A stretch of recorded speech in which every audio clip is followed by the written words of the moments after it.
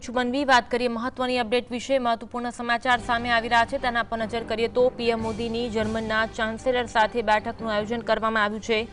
ગાંધીનગરના મહાત્મા મંદિર ખાતે મહત્વપૂર્ણ બેઠકનું આયોજન કરવામાં આવ્યું છે। તેમાં તમામ ડેલિગેટ્સ મહાનુભાવો હાજર જોવા મળી રહ્યા છે। વિદેશ મંત્રી એસ જયશંકર સહિત અજીત ડોભાલ પણ આ બેઠકમાં હાજર છે। દ્વિપક્ષીય બેઠકમાં વ્યૂહાત્મક ભાગીદારી પર સમીક્ષા થવાની છે। ભારત અને જર્મનીના દેશોને મજબૂત બનાવવા માટે કવાયત કરવા અંગેની પણ મુદ્દા પર ચર્ચા હાથ ધરાશે। સબમરીન ડીલ પર મહોર લાગી શકે છે। અનેક મહત્વના મુદ્દાઓ પર ચર્ચા થવાની છે। પીએમ મોદીની જર્મનીના ચાન્સેલર સાથે બેઠકનું આયોજન કરવામાં આવ્યું છે।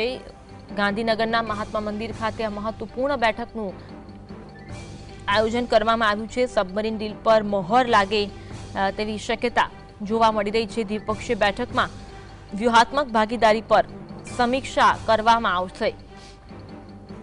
આ સાથે ભારત અને જર્મનીના દેશોને મજબૂત બનાવવા માટે કયા કયા મુદ્દા પર ધ્યાન કેન્દ્રિત કરવું અને કઈ કઈ કવાયત હાથ ધરવી તે અંગે પણ ચર્ચા કરવામાં આવશે। વડાપ્રધાન મોદી અને જર્મનીના ચાન્સેલર વચ્ચે બેઠકનું આયોજન કરવામાં આવ્યું છે। તો જર્મનીના પણ અન્ય ડેલિગેટ્સ આ બેઠકમાં હાજર જોવા મળી રહ્યા છે। આજ અંગે વધુ વાત કરીશું। સહયોગી કામેશ અમારી સાથે ફોન લાઈન પર જોડાયા છે। કામેશ, મહત્વપૂર્ણ દ્વિપક્ષીય બેઠક કયા કયા મુદ્દા પર ચર્ચા થવાની છે?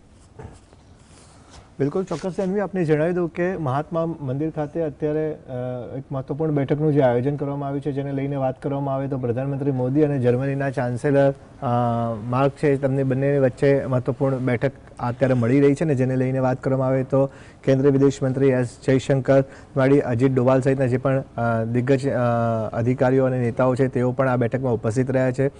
ભારત અને જર્મની બંને દેશોના સંબંધોને કેવી રીતના મજબૂત બનાવ્યા અને કયા કયા મુદ્દા છે કે જેને લઈને મહત્વપૂર્ણ રીતના ભાગીદારી થઈ શકે તેને લઈને અત્યારે મંથન ચાલી રહ્યું છે। મહાત્મા મંદિર ખાતે આ બેઠક મળી છે ને જેમાં વાત કરવામાં આવે તો પ્રધાનમંત્રી મોદી, એસ જયશંકર, અજીત ડોભાલ સહિતના જે પણ ભારતીય નેતાઓ અને અધિકારીઓ આ બેઠકમાં જોડાયા છે। સામે જ જર્મનીની વાત કરવામાં આવે તો જર્મનીના ચાન્સેલર સહિતની જે જર્મનીથી જે પણ ડેલિગેશનની ટીમ આવી છે તેઓ પણ ડેલિગેશન ટીમના સભ્યો પણ અત્યારે બેઠકમાં જોડાયા છે ને બેઠક અત્યારે યથાવત હોવાની વાત સામે આવી રહી છે।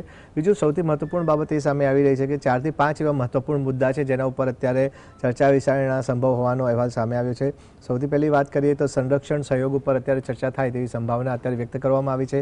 આ ઉપરાંત ગ્રીન હાઇડ્રોજન રોડમેપ એ સૌથી મહત્વપૂર્ણ મુદ્દો છે ને તેના મુદ્દે સમજૂતી થાય તેવી સંભાવના વ્યક્ત કરાઈ છે। એટલે કે કહી શકાશે કે હવે આગામી સમયે જે કરારની જે બાબત જે છે વેપાર, રોકાણ, ટેકનોલોજી, શિક્ષણ સહિતના અનેક મુદ્દાઓ છે તેના ઉપર અત્યારે ચર્ચા વિચારણાઓ અત્યારે થઈ રહી હોવાની વાત સામે આવી રહી છે। આ સાથે જે એવા કયા કયા ફેક્ટર છે, કયા કયા વિભાગ છે કે જેમાં ભારત અને જર્મની એક સાથે મળીને સાથે કામ કરી શકે અને કેવી રીતના આગળ વધી શકે તેના પર વ્યૂહાત્મક ભાગીદારી ઉપર અત્યારે ચર્ચા વિચારણા થઈ રહી છે। આ ઉપરાંત વાત કરવામાં આવે તો માઇગ્રેશન અને મોબિલિટી પાર્ટનરશિપ ખૂબ મહત્વપૂર્ણ મુદ્દો છે, તેના ઉપર પણ અત્યારે ચર્ચા વિચારણા થાય તેવી સંભાવના અત્યારે વ્યક્ત કરવામાં આવી છે।